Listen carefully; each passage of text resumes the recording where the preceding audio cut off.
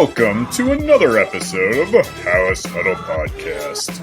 Here are your hosts, Rob Schwartz and Justin Onayemi, two Bears fans who decided talking into a microphone was better than shouting at their television.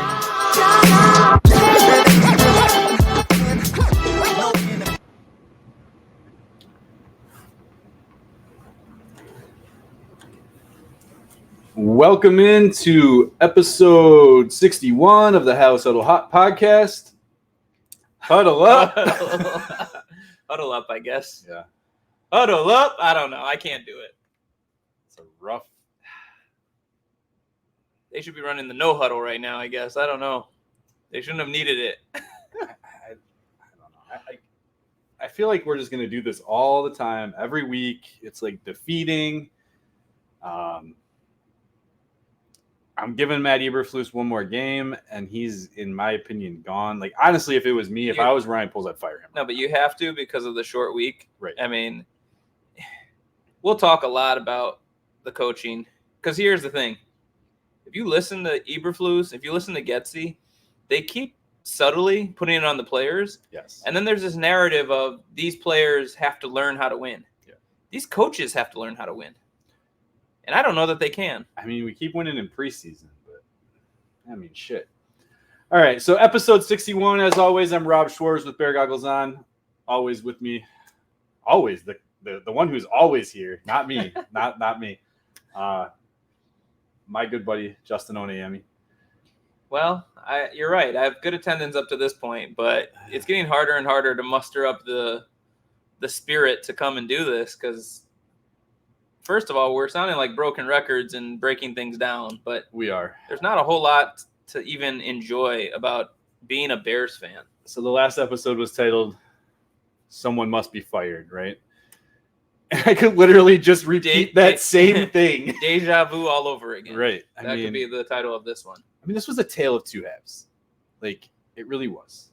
And I don't even know where we're going to begin. We were talking pre-show as I was getting things loaded up. Like, there's nothing for us to like come up with segments for the show consistently because they don't even deserve that. No. Every time we come on here, we should just rant about all the ineptitude of this team and this organization. Yes. Because there was stuff that happened off the field today that is pretty damning as well. So let's start there. Let's start from the You want to start there? Yeah, let's start with the off the field stuff, right? Okay. Because it was prior to the game.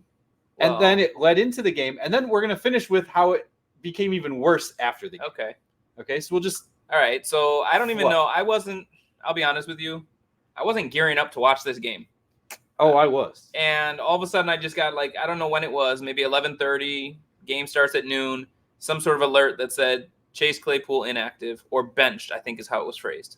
Okay, we saw that coming. Yeah. But he doesn't even show up to the stadium. Yeah, which we didn't... Well, we obviously knew that, right? Okay, so that part of it's true. And my assumption was, okay, he made comments on, I think it was Friday, where Courtney Cronin from ESPN had asked him flat out, do you believe that the team is using you to the best of your abilities? And he paused for a long time. 7 seconds he paused. And she said timed no. it. And said no. Yes. But here's the thing, and I'm glad you explained it the way you just did. But him making comments versus asking or answering a very direct question is different to me. Correct. And there is not one person on this 53-man roster who, if they were answering that question honestly, should say yes. Oh. You're 0-3. Well, sure. Coming into this game, you were 0-3. If you were on the team last year, you're on a 13. Again, I'm going to all the numbers coming into this game. Right. You were on a 13-game losing streak. Now, everybody. It's 14 we know how now. to do math. They're 0-4 now. But if you asked anyone who was on that team last year, you've lost 13 in a row. You're 0-3 this year, pretty much getting embarrassed week in and week out. And you're asked directly, is this coaching staff getting the most out of you? I don't care if you're asking, well, Santos maybe could say yes. Maybe Gil. I mean, hey, they're working the hell out of me. I know that. Yeah. That's what Gil could say. Yeah. Outside of those two, I don't think there's a single person on that field or on that team roster who could answer that honestly and say yes. But the thing is, we want them to lie or not give a good answer, or then they'd be judged for that. Correct. So he answered a very direct question, and he answered it honestly. Now, And the fact that he was benched and acts like a prima donna and all this bull crap, right, that bothers me. And there were follow-up questions, and the follow-up responses were not as like, we take these sound bites and then we throw them out there, and it's like trying to make something. I mean, don't get me wrong. Like, this whole situation is shitty, but like, it's kind of like the Field situation too. Like, you took a segment, a little snip of what he said, and then you try to spin it to the narrative of, oh, I'm blaming the coaches, when that's really not what he was getting at. Now we got Claypool. No, they're not. Well, again, he's being honest, but he was asked that direct question, like you said. But then later on, like, he was given the opportunity to expand upon it. And he did basically say, like, look, we all should be playing better. Like, look at his stat line coming into today's game. He's like a 35% catch rate. Terrible. Yeah. But his numbers are terrible. Yes. So I don't care if he was being coached by Bill Belichick, Correct. Mike Tomlin, Correct. who he was being coached by, Yes. and clearly they weren't getting the best out of him. And so it's not there's saying it's ways, the coach's fault. It's just saying right. It's not happening. And there's ways that he could have went about answering it that could have been more political. Sure. It could have been no but with an expanded upon response. But at this point, I don't care. Well, and the media is throwing hand grenades to blow this thing up. After the Justin Fields situation, apparently you have an earthquake in my house. I'm sorry. Blowing things up. Yeah, we're going to blow up this fucking team. After the Justin Fields comments, right? Jalen Johnson, he goes on the Dan and Spiegel show on 670 The Score. He's on there consistently. He's one of their regulars, right? And they were talking about that situation, and he flat out said, look, why is it okay for coaches to call out players? And then when a player calls out a coach, like, we can't, that's not acceptable. Like, it shouldn't be that way. We should be viewed as equals. And in reality, they get paid way more than the damn coaches. And it's okay for you to call out one another. It's okay for you to call out another player too. Justin Fields stood up there today, even after the game, and kind of not defended, but took the grenade, like, stood up, not just throwing Claypool under the bus. Komet?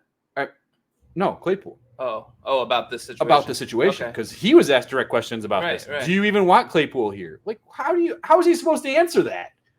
Right? Like, the media is pushing the narrative, and like, I get that's part of their job, but like, you can't answer that honestly. So, the receiver position is known, and I'm not talking now in the current NFL. This Forever. has been for going back as far as you want to go back. Yeah. It's been Even known Jerry that Rice was a bit of a diva. That receivers are typically divas, blah, blah, blah. Claypool certainly fits that mold. Oh, yeah. But he has none of the numbers to back it up. None of the play. He had a good rookie season, and ever since then hasn't really done anything to deserve that type of treatment. And now he's acting that way. Yes, but no. And here's where I'm going to put this on the coaches. And this is something we addressed last week. And maybe we've even addressed it before. I don't even know. It's very alarming when you see players who are putting up numbers on other teams come to Chicago and highly regress. Going into that trade, Chase Claypool was averaging over 800 yards a season. What is he going to get? I mean, is he even going to hit? Well, he might have played his last game on this team. Sure. And at that point, but like, he had 35 yards? Like, on 12 targets and 3 catches. I mean, it's something Field said after last week's loss, and I think it was actually during the midweek interview, which he was really bashed for again, but I'm tired of judging that kind of stuff. No. But he basically was saying, we have a lot of weapons out there, so not everyone's going to get the ball as much as you guys want to see. I'm going to interrupt Justin for 1 second. Yeah, go ahead. I know you guys aren't listening, but players, if you are out there, fuck whatever fans are going to tell you. Fuck whatever the media is going to tell you. Fuck whatever your coaches are going to tell you. Hear it from me. Speak your goddamn mind, because I want to hear your honesty. Tell us how bad this coaching staff is. Tell us which players aren't putting up the effort, because I want to hear it. I'm tired of it. 14 games that we've seen them lose now. Like, it is so frustrating. Again, I'm sitting here yelling, why am I a Bears fan? Like, it's so nauseating. And I'm sorry to interrupt Justin, because he's on a good point. It just irritates the shit out of me. And I'm swearing a lot too, which thank God we have the explicit button.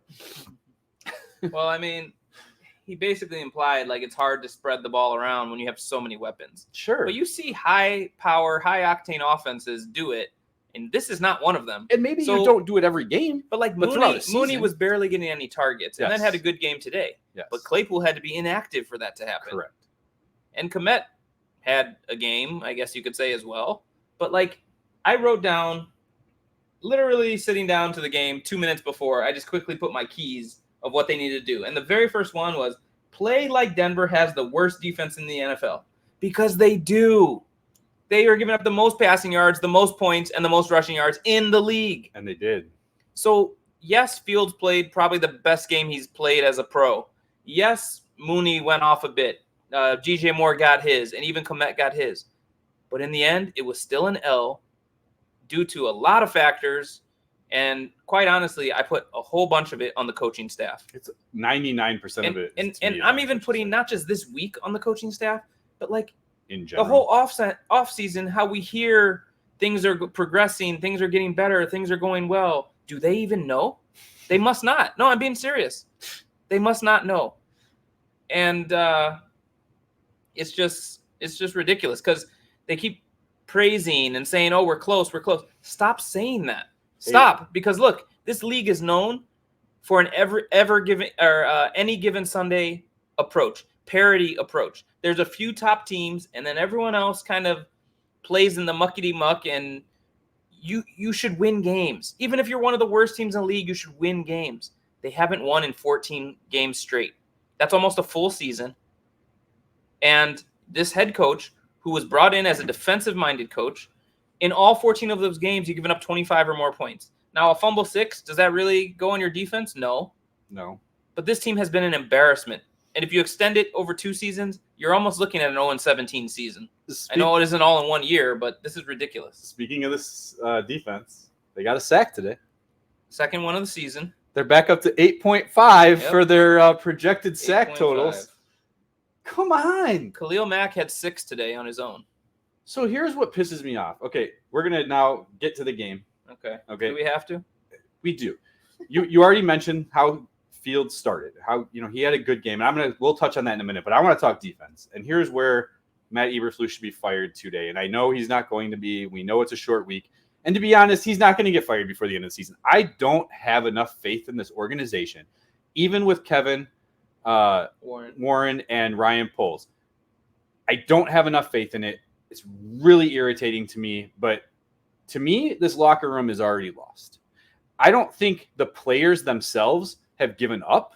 I think the players themselves are there supporting one another and doing what they can for each other. But I do think they're giving up on this coaching staff, and rightfully so. We don't have a defensive coordinator to throw under the bus because our defensive coordinator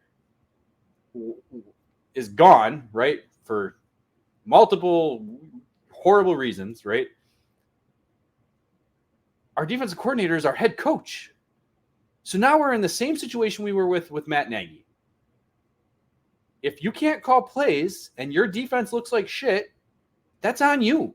The talent level has been increased. You cannot sit here and tell me that this defensive unit is worse than the defensive unit that they had last year. You just can't. The talent is there. We've seen it. Ngakoue's never had a season with less than 8 sacks. Not looking good for him now. Tremaine Edmonds, was fantastic in Buffalo. Maybe not Roquan Smith level, but he's still a top 20 linebacker in the league. TJ Edwards has looked hot and cold. Some plays, he seems like he's not even on the play. He's completely missing his angles. The only guy who consistently has been playing well that's here now is my guy, Andrew Billings. And it's definitely an upgrade. You're seeing a downgrade in play. That's on the coaching staff. That's not being prepared. Matt Eberflus, to me, lost his job today. Well, and could he have made a better decision if he wasn't being defensive coordinator in kick the damn field goal instead of trying to go for it on 4th and 1? I don't think that had anything to do with it. I don't either. I'm trying to give him a benefit of the doubt. So in the episode that you weren't here, when we were myself and Bob were breaking down another loss, the opening loss to the Packers, it looked bad for Fields. And we basically were starting to get to the point of, like, what could Fields even do that would give you the confidence that you shouldn't move on from him? Mm-hmm. And what I want to ask today right now is, what can Eberflus do? Nothing. It should be nothing. Nothing. It should be nothing, because you're a defensive-minded coach, and in a year plus, there's no inkling that you've put any kind of footprint on this defense, on this team, to play a good scheme, to have the type of desire. I mean, I'm not saying they're not trying. I'm not saying that. But the results are not there. And when I say results not there, I'm not just simply talking wins and losses. You're not forcing turnovers this year or last year. You're not getting sacks this year or last year. Teams are able to pretty much do what they please against your defense. And you're a defensive-minded coach. Now, Bill Belichick's a defensive-minded coach, and clearly they won not simply because of defense. Like, it takes a whole team, but he's also not the type that seems to be motivating anyone. Right. This hits principle, I'm not seeing it.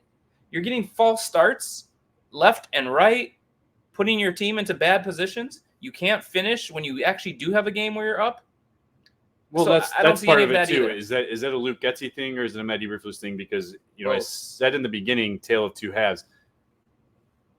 And I know the last touchdown came with, like, what, 14, 13, 50 something left in or into only a couple minutes into the third quarter, right? So it was like, yes, it was the third quarter, but let's just put that with the other half, right? Because that's how quick it happened. And then it just got conservative. See, I'm looking back over my notes to see if it actually was that, because I have been hearing people talk about it that way. I don't know that it was, to be honest, from Getsy's perspective. So they have a big lead going into the halftime, and they come out, and the very first drive. First of all, the Denver deferred and started with the ball in the second half. Right. And pretty Scored. much no. Right. Coming out of the half, no, they had a bad drive. 3 and out, I believe. Oh, that's right. And then the Bears went on a long drive that ended in a touchdown. Yeah. And, there was some running. They really got the running game going, which they should. That should be part of it, especially when you have a big lead. Second drive on defense wasn't good. But then the Bears' second drive, I think they went 3 and out, and it was good defense by Denver. Third drive was that fumble 6, which there were multiple plays today where the Bears let a free rusher come at Fields. Hey, ran a naked Fields is bootleg. very athletic, and sometimes that is the scheme and that is the plan. He's got to know to just take that sack and protect the ball, throw the ball and release it to somebody and sail it out of bounds, something. Yeah, I mean, But I don't Kmet put was that- there. He could have thrown it at his feet. I mean, if we're being nitpicky. But my right? point is, that's not a conservative call. Correct. It ended up very bad for the Bears. Correct. And then the fourth drive, which was after that fumble 6, was... I guess I'm curious to see what the time of possession was in the second half, too. So there was a false start at a horrible time for Borum.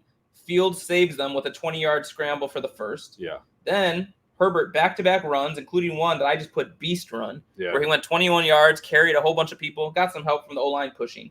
This is when Darnell Wright had his They ran a holding jet penalty, sweep right? with Scott, which was nice to see. Plays better than Bayless, if you ask me.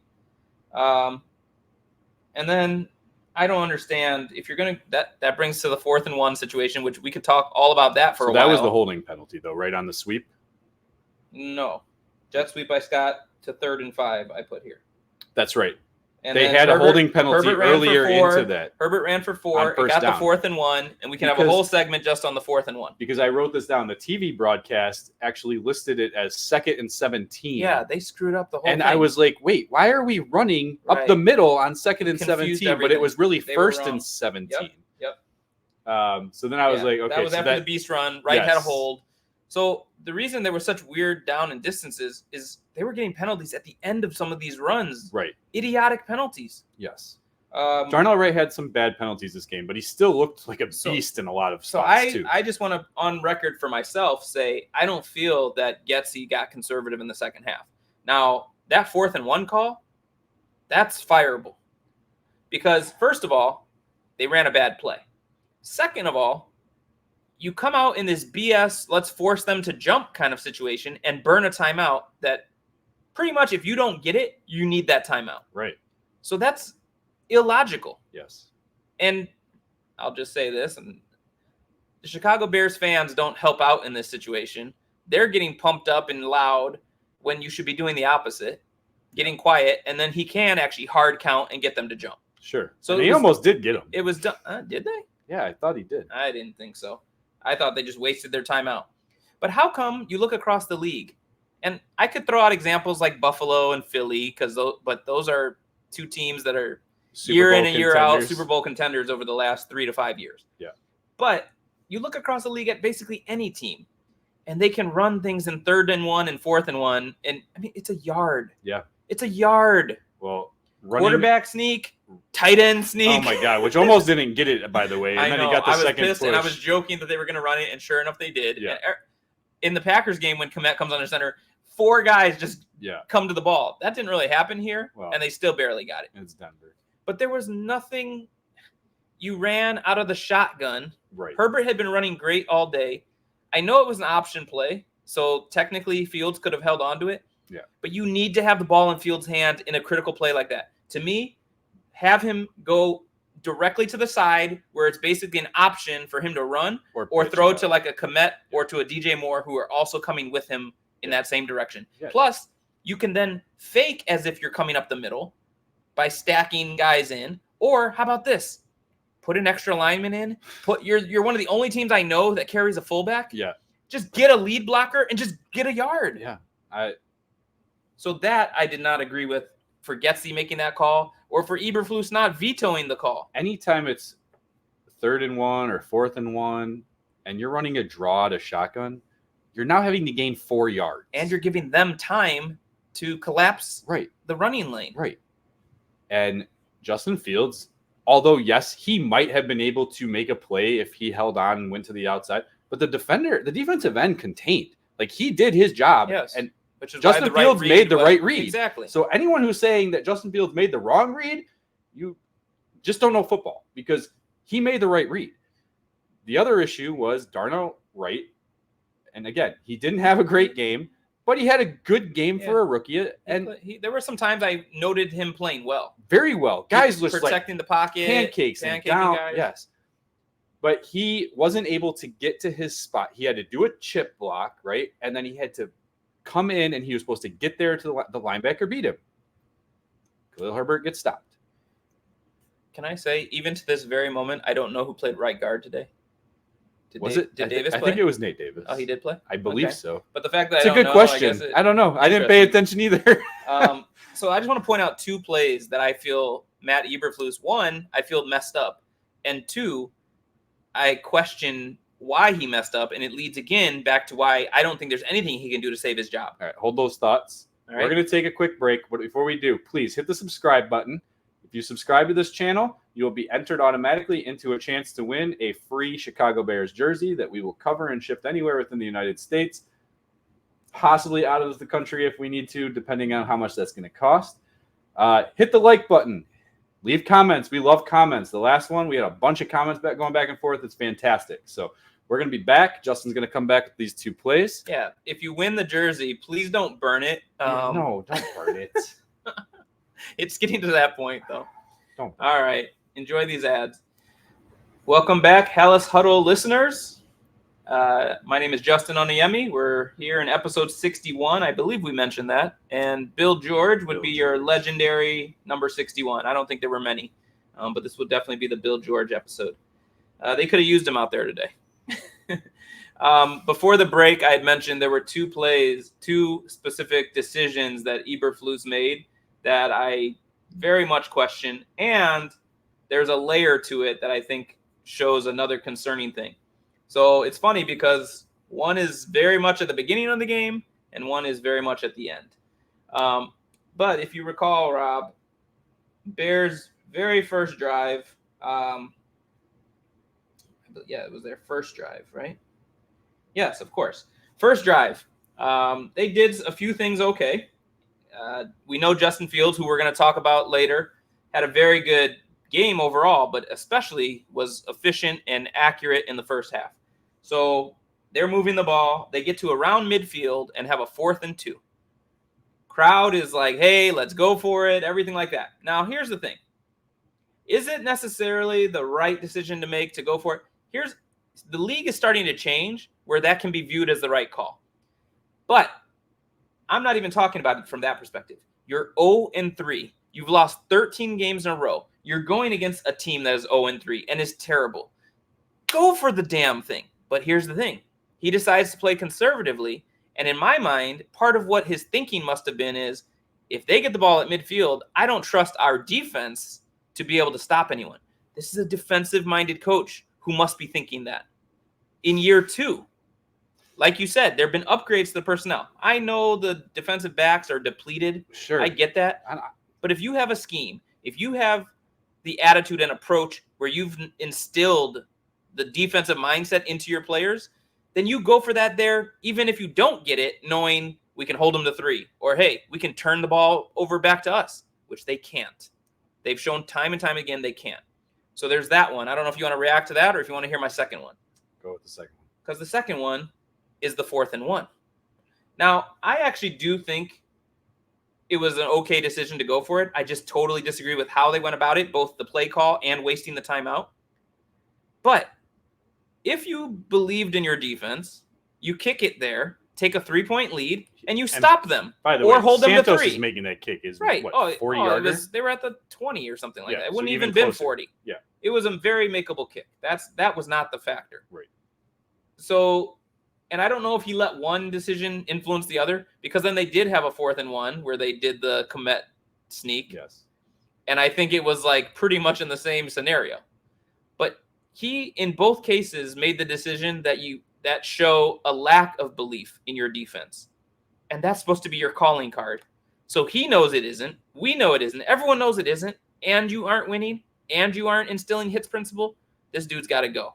I think he can go after this next game, especially if they drop to 0-5, especially if it's embarrassing. But I just don't know, who the hell do you bring in? Because ideally, in my mind, you bring in a very high qualified offensive-minded coach and literally say, you are getting the interim role to see what you can get out of Justin Fields. And if we like what you're doing by the end of the season, maybe Fields is your guy. You're going to have 2 most likely very good picks. You build and you go. I just don't think that guy exists. And I don't think that guy is Luke that Getsy. guy exists. They're just already in you can't a peel him away position from on a job. another team. Yeah, you can't. Right? Harbaugh's not leaving Michigan mid-season right, to come and none of these deal top with this poop storm. offensive coordinators, Ben Johnson, I hear all the time. I'm blanking on the guy's name out of Seattle. Like, I hear that all the time. Like, yeah, those are great candidates. I just don't trust that they're going to get hired. Like, everyone's like, oh, this is going to be the guy. This is going to be. Do you really believe this organization is going to hire the right person? Or do you think they're going to fuck it up again like they always do? I think they're going to fuck it up again.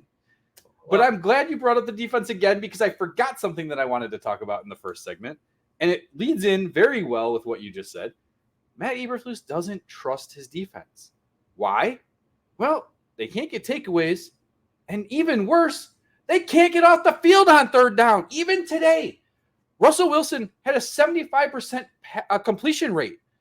They let up 6 of 11 3rd down conversions. I'm sorry, I can't even speak correctly. 6 of 11. Over the season, they have to be giving up like close to 65%. That has to be the top of the league. If it's not, maybe Denver has it. So they started out, Denver, converting 2 out of 2 on their first drive of the game. And then I think for a while, I was at first keeping track.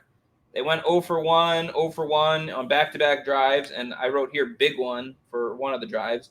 It was when they threw that wide receiver screen, and Stroman made a great open field tackle. Really beautiful. Tackle. That was a big one. Then they went 0 for 1. So they took a timeout before that. Yes. So there was a stretch where they had a horrible challenge, so they pissed away another timeout. Yes. I mean, Chicago. We were going against another 0-3 team. They were false starting left and right in bad situations. I mean, I wrote at some point, like, wow, these are 2 0-3 teams playing like they are 0-3. But ultimately, Bears, even after going up 28-7 with, I didn't write down the exact time, but I want to say 4 minutes left in the 3rd quarter, you're up 28-7, and you can't finish it off or even force overtime? Right. That's pathetic. Very pathetic. And this is something that I tweeted out, and I'm getting mostly positive reactions to this tweet, but some people are,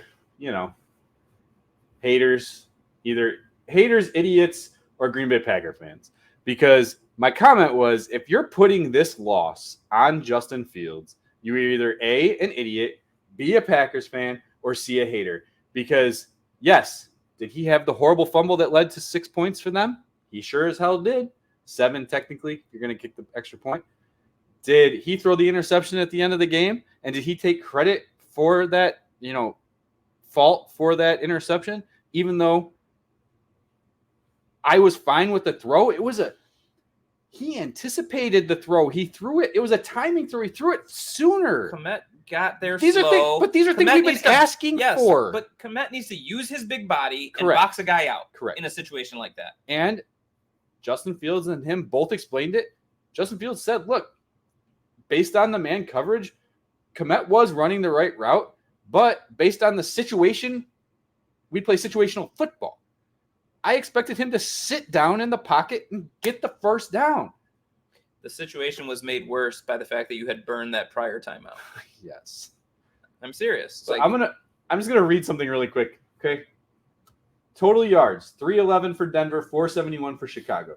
Passing yards, 214 to 300. Rushing yards, 97 to 171. Okay, yards per play was about the same. Time of possession, Chicago not dominated, but won that 33, almost 34 minutes to 26. Please read turnovers. First down, Chicago had 26, Denver only 17. Third down efficiency, 6 of 12 for Chicago, 6 of 11 for Denver. Okay, Chicago ran 70 plays on offense. 70. Denver only ran 48. Dude, every stat you just read, you shouldn't have lost the game. Exactly my point. If I was just to read these stats to you without giving you a score and you were just box score watching, wouldn't you just be like, I'd be like, who do you think won this game? And you're going to be like, well, I know it's Denver because you're being a smartass. But yes, Chicago won the game. You did leave off the very critical stat of turnovers. Takeaways, yes. The Bears can't force any. No. Interceptions thrown, Justin Fields won. Fumbles, Justin Fields won. The fumble, as we already broke down, you left him on a naked boot. Yes. You have to be smart when you see that guy and you can't get around him to just kind of cover up the ball and go down. Can I also backtrack a little bit of my statement, recant a little bit of my statement? The offense, as you pointed out, maybe not as conservative as I was. I think I was just feeding off of what I was reading on social media. I watched the game. You're right. It wasn't as conservative as I think we're all making it out to be. But I feel like the defense definitely got conservative. Like in the beginning, like I was watching guys flying around. Jack Sanborn was all over the place. Like he was being brought in late, almost on on late blitzes. They were blitzing and still not getting there, I noticed. But sure, but at least they were creating pressure. Exactly. Yep. And they kept talking about on the broadcast, like they got to throw something at Justin Fields to throw off his timing. Well, when a quarterback has all the time in the world, you could be, I'm trying to think, Nathan Peterman, and you could have a great game. So I have Javonte Williams in fantasy and thought it was a great idea to play him against the Bears. He went out very early with an injury, and they bring in a rookie named McLaughlin, who, I'll be honest, I don't know who that is. Never heard of him. He looked like Emmitt Smith out there against the Bears, gashing them for 13, 15 yards on runs. A smaller version, but yes. I was going to say Barry Sanders, but he didn't actually look like Barry Sanders because he just ran right down their throats. There was no shiftiness involved. Which, can I say something? Emmitt Smith, you don't deserve the fucking rushing title just because you were outplayed everyone. Your fucking Arizona Cardinals days. Fuck you. I'm sorry. Didn't know it was going there. I mean, if you're going to give it to anyone besides Walter. I would be okay with Barry Sanders. But Barry Sanders even said he stopped because he felt like Walter deserved it. No, he stopped because he was on the Lions for so long. Well, that too. I mean, Kelvin Johnson's career ended early. So I got you to come to my side of things that it wasn't conservative play calling in the second half on the Bears offense. Yeah, but now I'm trying to look over the Denver drives and see really what it was on defense. But that's part of it. This guy McLaughlin was gashing them for runs. Now, after you go for it on 4th and 1 and don't get it, the defense has a job to just make a stand. And it's not like they didn't then going of a short field. They were that's 70 yards, right? That's part of the decision to go for it. Is hey, if we don't get this, they still got to go 80 yards for a touchdown or or 50 for a field goal. Well, they threw it for 47 on the very first play. Right. Fuck. Eberflus has got to go, guys. Eber fired. Eber loser. Eber lose. I mean, this guy's just garbage. Garbage. So wait, I asked you this last time, and based on what you said today, even are you giving me a percentage? Okay, they can't fire him tomorrow. No, you play on Thursday. No, they can't fire him on Friday. If you get embarrassed on Thursday on national TV and you're 0-5 and you lost 15 just straight, went to overtime with the Eagles. But you lose 15 straight. You just got embarrassed. You're 0-5 on the season, and you have a long week of extra long preparation time. You could fire him then. Fired. But what would they do? Promote Getsy to interim? No. Who do you bring in? Don't promote Getsy. You promote Hightower, their special teams coach. You promote him to head coach. He's already associate. He sounds like a buffoon. I don't care. He's already associate head coach. He's already associate. I'm not going to tell you if Velus Jones is kick returning because that's what the Packers want to know. I don't care. Velus Jones was out there doing nothing, letting everything go over his head. In the last drive, when you need, you're down 3. You only have 2 timeouts or 1. Sorry, I can't remember. You burned the stupid one. I think you only had 1. Right? I'd have to look. Down I thought 3? They only had 1. Oh, I wrote it down actually. Minute 46, down 3, 1 timeout. Okay. So I don't know did they challenge and lose? No. Okay, they must have called the timeout legitimately some other time. I missed it. I wrote 146, down 3, timeout. He didn't run a kick the whole game. But this particular one, it was dead center, and it was behind him by about 2 yards, and he just lets it sail. Yeah. He almost did. Is that the one he I don't know if he did. I don't know if he did. But isn't that one where you do take a shot? I mean, what's the worst case that happens? I mean, we know the worst case. He fumbles it. But the second worst case is he only runs it out to the 20. The only thing he is decent at is kick returns. So I'm just wondering, why not take a chance there? Yes, I agree. Get the ball to the 40 or break it and win the game. Completely agree with you. Don't understand. So what's he even back there for? He shouldn't be. I've been calling for ESB to be out there this whole entire time. It took. He made 2 catches today. It took making Claypool inactive to get him on the field. I know. Velus could have been inactive, and then Claypool would have showed up the game. We didn't finish that, by the way. We will get there because Eberflus said. Okay, let's just do it now. Eberflus said, and then we'll do Fields. First, he was like, "I don't know where he is," or something like that. No, okay, so in the press conference, he was asked about the Chase Claypool situation, and his comment was, "We gave him the option. He chose to stay home." Okay, chose to stay home. I was listening to Adam Hogue talk about it, and I didn't hear him say that. And inactives are supposed to still report to the field and be there, just not dressed. Well, Eberflus was. I heard some part of his thing, and I don't recall the statement you just said. So I'd have to play it back. Okay, because here's what I heard. Here's what I heard was, "Hey, where is this guy?" And he kind of was like, I'm not quite sure." Was he allowed? Did you tell him to stay home? No, kind of like fumbling over his words and things along those lines. And then says, when was the decision made? And he implied that it was made today. So you're telling me this dude wasn't even on his way to the stadium when this decision was made, only for Fields 10 minutes later to be like, oh, we found out yesterday he wasn't going to play. So gets caught up in a lie. This is what I'm saying. The whole organization is just up for grabs at this point. No honesty, no plan, no control. Like, it's got to change. And that's why I'm wondering, you get embarrassed on Thursday, which is pretty much what we're anticipating. You're 0-5, lost 15 in a row. You then would have, 10 days or 11 days to get ready for your next opponent, which is a divisional opponent. Perfect time to send a statement by firing Eberflus, if you ask me. But I just don't know if your number is still at 0%. Okay, so here's the actual, breakdown of what was asked. Was he not here today? Matt Eberflus says he was not here. Did you guys tell him not to stay home? Or did you guys tell him to stay home? No. He chose to stay home? No, he chose. What are you asking? Why was he not at the stadium today like the other inactive players? I'm not sure.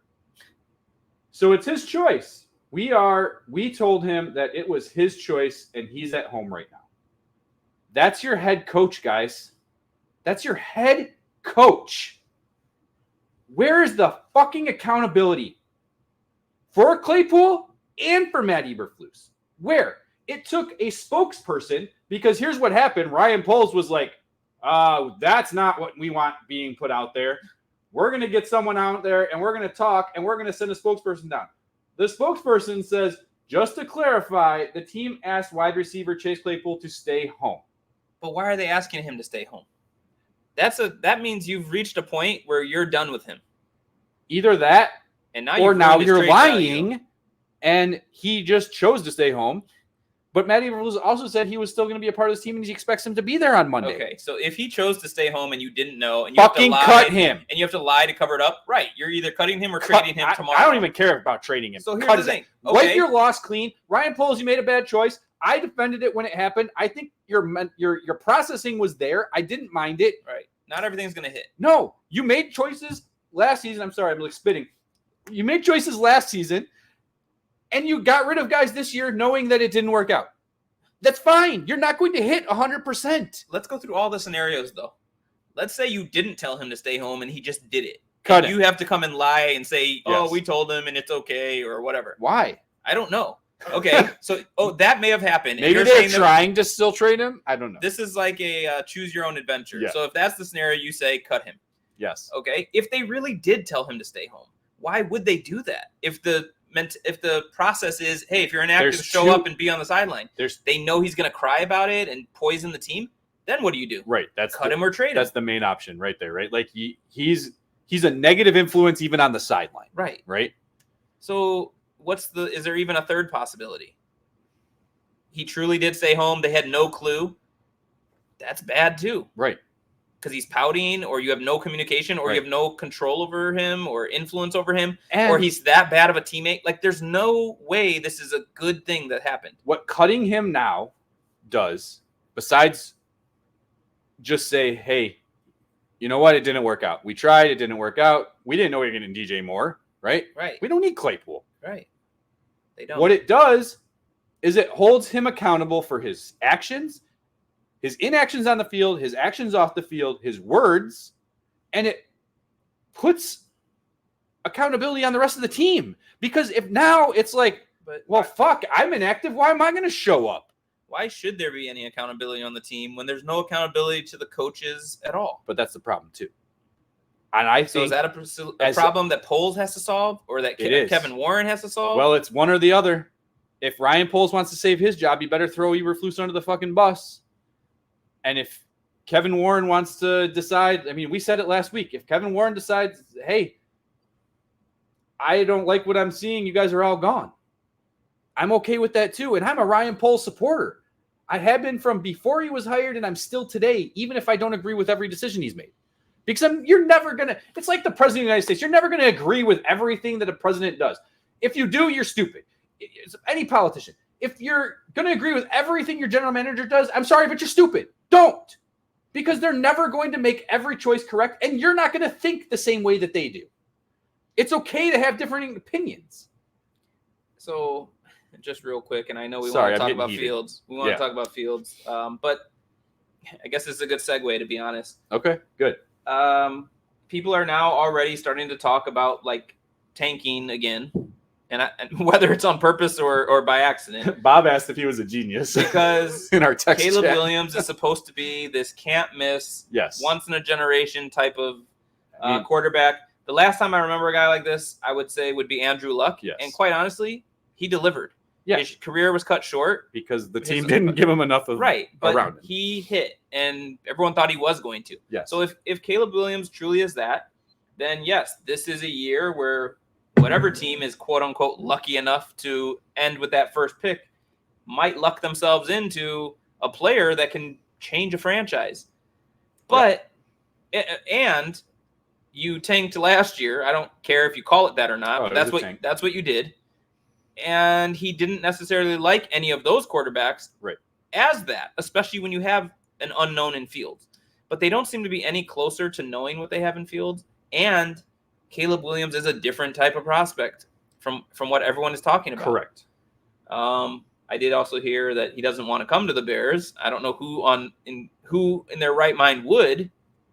but I don't know if there's I think any that's just all smoke legitimacy. I'm sorry, but legitimacy in that. you're not going to make enough money in the NIL compared to what you're going to make as the first overall pick. Right, and you're not going to get endorsements like crazy in Chicago, especially. You're going to get a shit team, whether it's in 2024 or 2025. I'm sorry, you just are. And if you're coming to the Bears, they might have 2 top 5 picks. Yes, you and another player. Correct. Right. And we think have built some things. Maybe a new coaching staff starts getting things out of these players. Right. Because like I said, man 1 through 53, if I ask you and I'm, a reporter, hey, are they getting what they can out of you? If they tell the truth, no comment is the only answer, I guess, that's politically correct. No. But that's a no. Exactly. That's a no. No comment. So if this is a tank season, maybe talking about how Fields performed today could slightly decide if it should be or not. Justin Fields had a record-setting day. Literally. Record-setting day. Okay? I mean,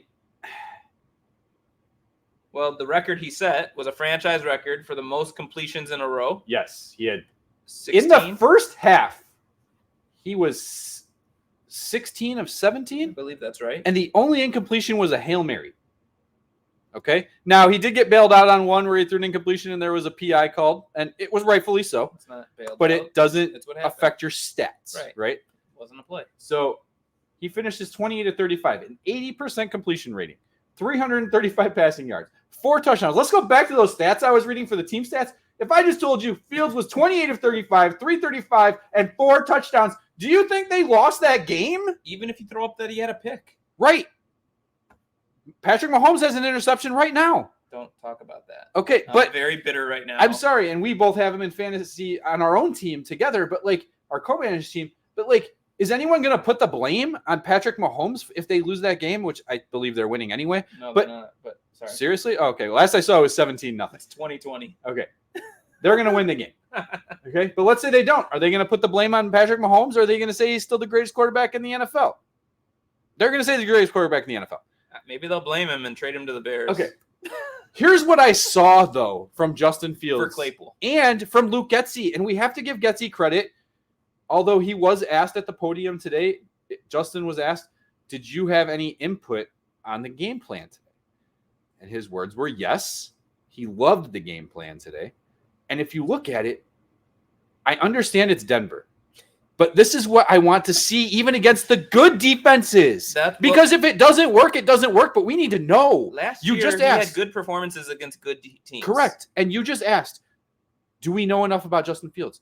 Last week, we talked about where's our confidence level in Justin Fields going forward. I was at 60%. I think you actually dropped it to 60 and then to 40 before the show was over. I watched a little more. Right? Yeah. But I am back up to 70. I'm giving an extra 10% after this game. I'm still not sold, and I'm still taking Caleb Williams over him, even after this game. But that first half, one read wasn't there. Hit his second read. First and second reads weren't there. Hit his check down. Efficiency. Throwing to guys like DJ Moore. There were good pockets. Throwing to guys like DJ Moore, there were. But throwing to guys like DJ Moore that didn't have separation, and those are the things I've been calling for the last 3 years. There was one I wrote that was a dime to the left side. Yes. Oh my God, it was amazing, right? But great catch. The one on the sideline where I thought DJ Moore wasn't getting back up again. Another great throw.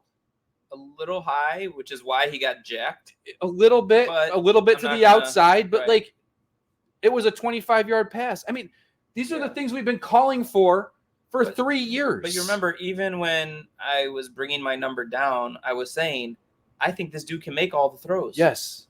I was questioning, can he make all the reads? Correct. But if you change the game plan to where he's not needing to, and I don't know if that's purely what they did or if this is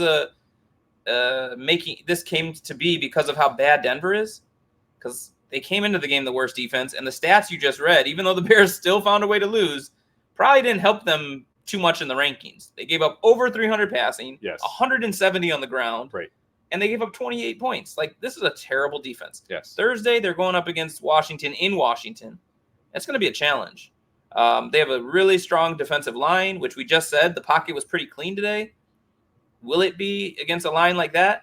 Because honestly, And I don't know if this goes all the way back to Nagy and his very first game in Cleveland, if that's still why this guy seems to buckle under the pressure.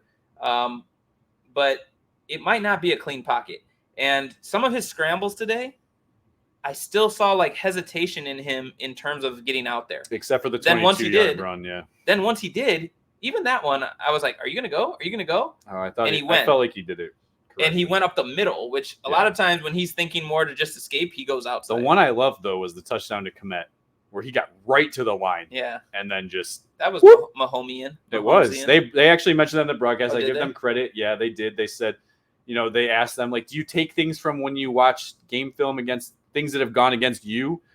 And mentioned, like, that's something that Patrick Mahomes does on a consistent basis. Like, you get the defense to pulled in right at the last minute, you throw it, right? I mean, it's unstoppable. It is. I saw so much from Justin Fields to the point where, like, this is what I've been asking for. These are things that I saw flashes of consistently last year when I was watching the All-22. And he just didn't have the weapons. Now he has the weapons, so the excuses are going away. But, like, these first 3 games, he was so timid, holding it back. Again, I don't mind the interception throw. It was a good throw in the sense that he stuck it out in the pocket and released it and when he should have. And that's another thing he did today. He took some hits. Yeah, he did. That flea flicker was awkward. God, awful. So but it worked. Here's the thing. That was the ESP catch. I said he caught 2 because he bobbled. Yeah, like he always does. So 1, 2. Terrible challenge by Denver, by the way. Yes, it was. I didn't care. I don't like what happened. I'm going to challenge it. Which, by the way, I feel like them rushing to the he had the ball completely in control and got 3 feet in. But them rushing to the line, I felt like kind of instigated that, and I feel like good bad challenge. Teams should do that more often. I don't like the rushing up there, to be honest. Oh, I do. Like if it's going to cause, if you're going to win it, because I see them rush when there's not so certain, and then it's an automatic challenge. Sure, I'm saying if you know for sure, that's when you do it. Shoot, what was I going to say? Sorry, I interrupted. You remember where I was going? I don't. As it stands right now, so you just categorically said you would take Caleb Williams over Fields. Yes. So right now, okay. Yes. Right now, and it's only 4 games, not in the way Eberflus wants you to believe, but right now, Bears, because they're 0-4 and Carolina's 0-4, I believe they're the only 2 teams 0-4, would have number 1 and number 2 pick in the draft. Okay. Now, if Fields continues to play okay / even good or well, and you have 1 and 2, you take Caleb Williams, you trade Fields, and he has some value, and you get the number 2 pick, and whatever you get back for Fields, but it's just bad that that's where we're at already. This was not supposed to be the way the season looked. My son asked me today, honestly, Dad, what do you think their record is going to be now? I couldn't say anything. I didn't want to go through the whole schedule, but I was like, I guess 3-14 again. But I don't know where the 3 wins are going to come from. That's the point we're at. Today should have been one of them. They have 13 more games. I know they got Carolina on a Thursday night later in the season, I believe week 10. It'd be a miracle to me if they win this Washington game. So what's You're basically looking at 0-5, going up against the Vikings, who coming into today, we said they're 0-3, but a better team than you think. They won today.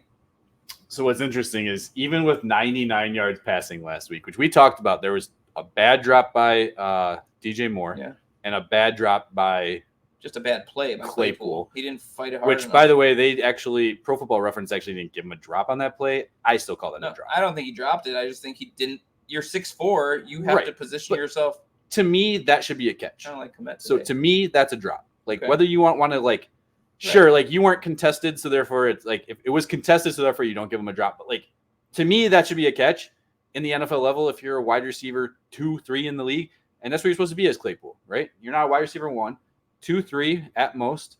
You got to catch that ball. That to me is a drop. If those 2 things hit, his yardage would have obviously been a lot better. Mm-hmm. Right now, after today, his yards are averaged out at 215 per game. To me, that's not good enough, but it's way better than what it has been the first 2 years. He's on pace to break over 3,600 passing yards. But yet, nothing to show. Nothing to show for it, and we're ready to run him out of Chicago.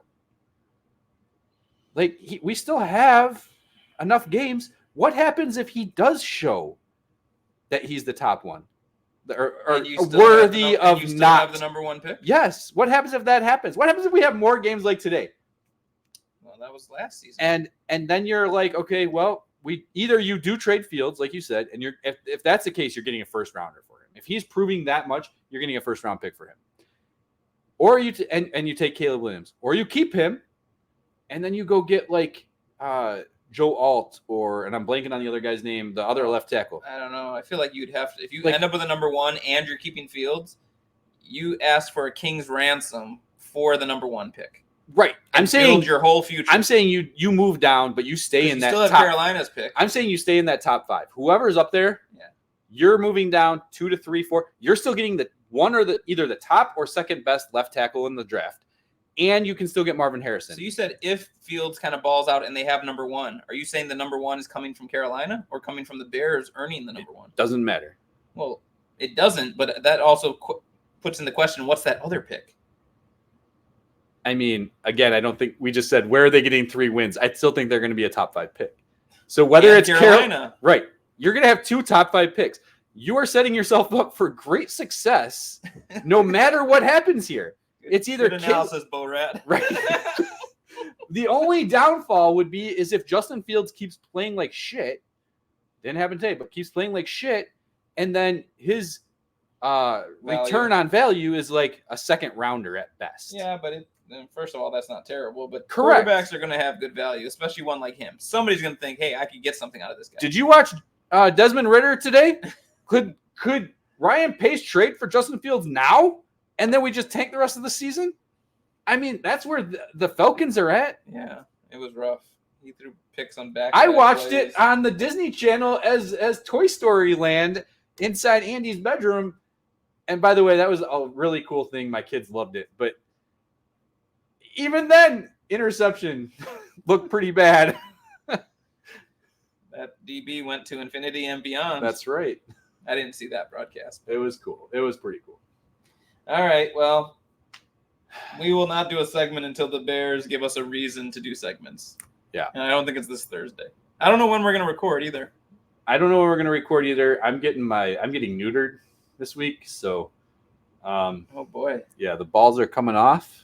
Oh my gosh. And no more kids for us. So that's happening on Wednesday.